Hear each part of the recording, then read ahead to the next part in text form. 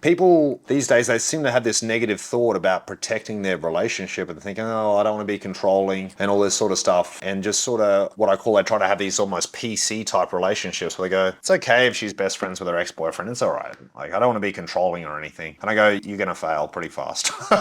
That's one of the biggest psyops that's been put onto men, I think, in my lifetime, is that phrase, being controlling. What I see, what's the difference between being controlling with your boundaries or your boundaries being listened to? Maybe just compatibility, I guess. I say it's the frame of mind you come from. If I was going to play devil's advocate, I would say the difference between being, say, controlling versus someone who can establish and maintain boundaries in a healthy way is respect. Yeah. Like, the guy who doesn't have his woman's respect, who then tries to put a boundary on her, she will perceive him to be controlling. True. Because he's weak. Yeah. It's like having that conviction to stand by, well, your convictions, as they say, hey. Yeah, you're willing to, fall on your sword, so to speak. You're not backing down. It's not a poker face. You're saying this is the clear rules. It's not really up for debate. This is just the rules. You have to abide by it. Yeah, precisely. When I set boundaries, it's almost like an afterthought. It's like, well, of course you're not going to do this. Yeah. It's not a debate. I'm not looking to have a discussion or a negotiation. It's like, well, of course you're not going to do that. Why would I let you do that? It's obvious. Not to sound super misogynistic and everything, but I think that women do make terrible decisions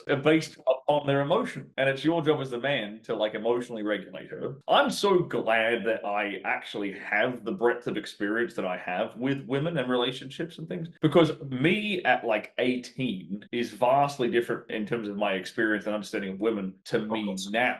Yeah. It went from a boy to being a masculine man. Yeah, and specifically when it comes to my fiance being emotional and erratic and stuff. And I would have taken her emotions seriously as an 18-year-old. But now I don't take them seriously. It's like, oh, you're crying, but perfect example, she was crying because she saw this video of a cat that was blind on her TikTok. Yeah. I'm not going to take you seriously. I'm going to laugh this off. The ability for a man to laugh off his woman's emotions, I think is a good thing, because it helps you to emotionally regulate her. It stops her from being able to manipulate and control you with her emotions. You got to encourage the behavior you want to see.